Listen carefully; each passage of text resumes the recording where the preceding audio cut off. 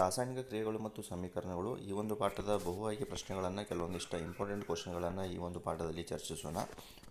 ಈ ಎಲ್ಲ ಪ್ರಶ್ನೆಗಳು ಯಾವುದೇ ಒಂದು TET ಎಕ್ಸಾಮ್ ಆಗಿರ್ಬೋದು, CET ಆಗಿರ್ಬೋದು, ಯಾವುದೇ ಕಾಂಪಿಟೇಟಿವ್ ಎಕ್ಸಾಮ್ನಲ್ಲಿ ಕೇಳುವಂತಹ ವಿಜ್ಞಾನದ ಪ್ರಶ್ನೆಗಳಾಗಿರುತ್ತವೆ. ಪ್ರಶ್ನೆ 1, ಕೆಳಗಿನವುಗಳಲ್ಲಿ ರಾಸಾಯನಿಕ ಬದಲಾವಣೆಗೆ ಉದಾಹರಣೆ. ರಾಸಾಯನಿಕ ಬದಲಾವಣೆ ಅಂದರೆ ಹೊಸ ವಸ್ತು ಉತ್ಪತ್ತಿ ಆಗುವಂಥ ಬದಲಾವಣೆಯನ್ನು ನಾವು ರಾಸಾಯನಿಕ ಬದಲಾವಣೆ ಅಂತ ಕರಿತೀವಿ. ನೀರಿನಲ್ಲಿ ಉಪ್ಪು ಕರಗುವುದು, ಕಾಗದ ತುಂಡರಿಸುವುದು, ಕಬ್ಬಿನ ತುಕ್ಕು ಹಿಡಿಯುವುದು, ನೀರು ಕುದಿಯುವುದು. ಕಬ್ಬಿನ ತುಕ್ಕು ಹಿಡಿಯುವುದು ಇದು ಒಂದು ಹೊಸ ವಸ್ತು ಉತ್ಪತ್ತಿ ಆಗುವುದರಿಂದ ಇದು ಸರಿಯಾದ ಉತ್ತರ. ಪ್ರಶ್ನೆ 2, ಕೆಳಗಿನವುಗಳಲ್ಲಿ ಇದು ರಾಸಾಯನಿಕ ಕ್ರಿಯೆಯ ಲಕ್ಷಣವಲ್ಲ. ಪ್ರಶ್ನೆ 2, ಬಣ್ಣ ಬದಲಾವಣೆ, ಉಷ್ಣ ಬಿಡುಗಡೆ, ಆಕಾರ ಬದಲಾವಣೆ, ಅನಿಲ ಬಿಡುಗಡೆ. ಆಕಾರ ಬದಲಾವಣೆ ಇದು ರಾಸಾಯನಿಕ ಕ್ರಿಯೆಯ ಲಕ್ಷಣವಲ್ಲ. ರಾಸಾಯನಿಕ ಕ್ರಿಯೆಯಲ್ಲಿ ಬಣ್ಣ ಬದಲಾವಣೆ ಆಗುತ್ತದೆ, ಉಷ್ಣ ಬಿಡುಗಡೆ ಆಗುತ್ತದೆ, ಅನಿಲದ ಬಿಡುಗಡೆ ಆಗುತ್ತದೆ. ಆಕಾರ ಬದಲಾವಣೆ ಆಗುವುದಿಲ್ಲ. ಪ್ರಶ್ನೆ 3, Fe2O3 + 2Al, Al2O3 + 2Fe ಈ ಮೇಲಿನ ರಾಸಾಯನಿಕ ಕ್ರಿಯೆ ಯಾವ ವಿಧದ ರಾಸಾಯನಿಕ ಕ್ರಿಯೆಗೆ ಉದಾಹರಣೆಯಾಗಿದೆ?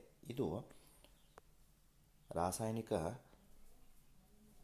ಸಂಯೋಗ ಕ್ರಿಯೆ, ವಿಭಜನೆ ಕ್ರಿಯೆ, ಸ್ಥಾನಪಲ್ಲಟ ಕ್ರಿಯೆ, ದ್ವಿಸ್ಥಾನಪಲ್ಲಟ ಕ್ರಿಯೆ.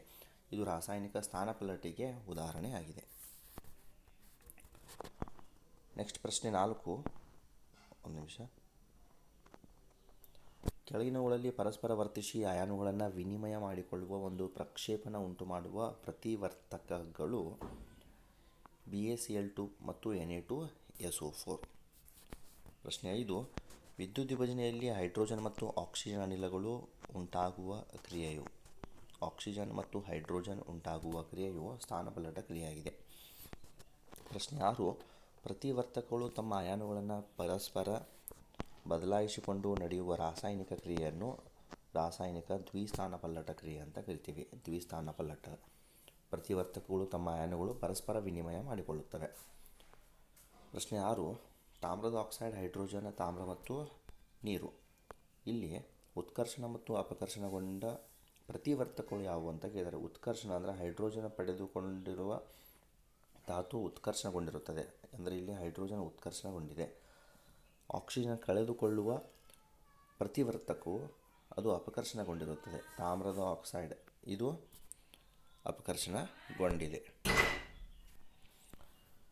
ನೆಕ್ಸ್ಟ್ ಪ್ರಶ್ನೆ, ಬೆಳ್ಳಿಯ ಕ್ಲೋರೈಡನ್ನು ಸೂರ್ಯನ ಬೆಳಕಿನಲ್ಲಿ ತೆರೆದಿಟ್ಟಾಗ ಬೂದು ಬಣ್ಣಕ್ಕೆ ತಿರುಗುತ್ತದೆ, ಏಕೆಂದರೆ ಬೆಳ್ಳಿಯ ಕ್ಲೋರೈಡ್ ವಿಭಜನೆಗೊಂಡು ಬೆಳ್ಳಿ ಉಂಟಾಗುತ್ತದೆ.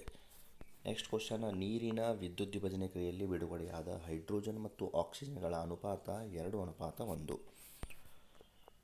ಮುಂದಿನ ಪ್ರಶ್ನೆ, ಸಸ್ಯಜನ್ಯ ದ್ರವ್ಯಗಳ ವಿಘಟನೆಯಿಂದ ಕಾಂಪೋಸ್ಟ್ ಉಂಟಾಗುವ ಈ ಕ್ರಿಯೆಯು ಒಂದು ಬಹಿರುಷ್ಣಕ ಕ್ರಿಯೆಯಾಗಿದೆ, ಯಾಕಂದರೆ ಇಲ್ಲಿ ಉಷ್ಣ ಬಿಡುಗಡೆ ಆಗುತ್ತದೆ, ಆದ್ದರಿಂದ ಇದು ಬಹಿರುಷ್ಣಕ ಕ್ರಿಯೆ.